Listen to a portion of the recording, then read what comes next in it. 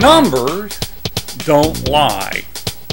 I think the reason we carry this saying from generation to generation is because we have an irresistible tendency to bend concrete facts into a liquid-like substance that flows around our situation and keeps us moving forward, even though technically we should stop and face the facts.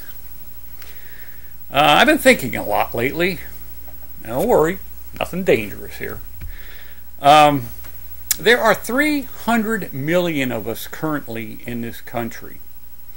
What if every single day, all 300 million of us, and those that are too young or too old or disabilitated or anyway prohibited from contributing, could be represented, say, by a parent or a guardian or a teacher or someone, what if we could commit a penny's worth of effort toward a social dilemma every single day?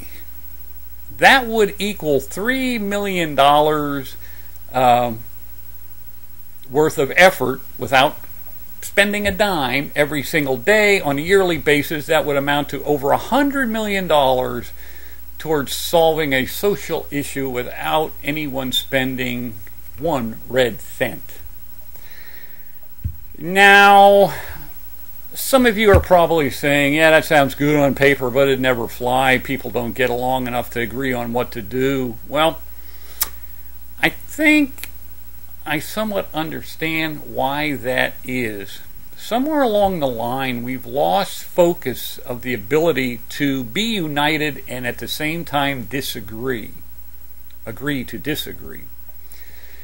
I'm not exactly sure why that is, but I think it's accurately represented by our current political situation, wherein we find ourselves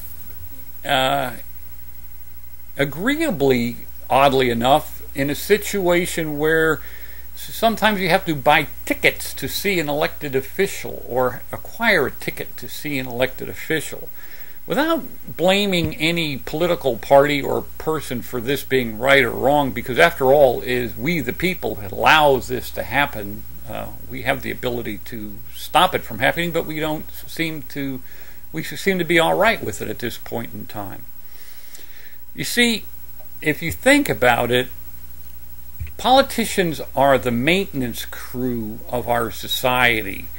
We are the quote-unquote CEOs. We are supposed to decide the direction our country is taking and assign the work necessary to get that direction accomplished or achieved to our elected officials. But instead, somehow we have allowed the roles to be reversed to the point where our elected officials sit at the helm and tell us how it's going to be. Again, I don't think we can blame them. We have to look at ourselves and ask the question, why do we allow this to happen? But I digress. I really do believe that we could reinstate the feeling of unity that has existed in this nation before, specifically in recent history, coming out of World War II. World War II produced so much adversity nationally and domestically, I should say, and worldwide, that people felt obligated without little or no effort to be united first, and any disagreement they might have with each other followed the unity factor. We again have allowed this to reverse itself to now where disagreement comes first and unity is only achieved if one party decides to agree with the other party. We cannot disagree and have unity. Evidently seems to be the current logic we attempt to function under. I don't think that's achievable. I think that's a fool's errand, as another old saying goes. Fool's mission.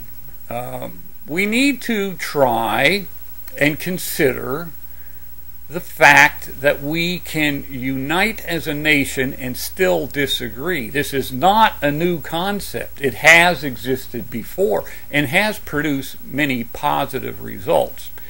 Now, granted, my 300 million pennies a day example is meant primarily to only be an example, but you know what? It could happen. If you think about the amount of effort it takes to do a penny's worth of labor or volunteer service toward a social dilemma / issue, you're not talking very much time. And as far as what you would do, there is no one answer. Everyone would have to decide for themselves what they best are capable of contributing. That would require individuality, working toward a common goal. Unity, how about that? In the last 5 years, I've spent a lot of time volunteering at a local nursing home, not in the sense that you might traditionally think of. What I do is I stop by when I can and spend some time just being sociable with several residents. How time of day, Pat, how you doing? See the game last night? Boy, the weather, man, that rain, that kind of stuff. And I can tell you, in the amount of time it's negligible as far as being an inconvenience to me, it's really none. I just have to make myself do it.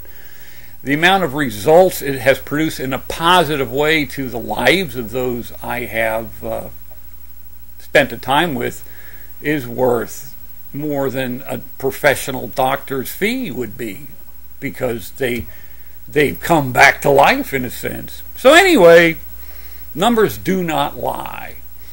300 million of us united at the same time we disagree is worth a whole lot more than 300 million of us who disagree and dig our heels in and say, we will not unite until you agree with me. And that's today's new thought on an old idea.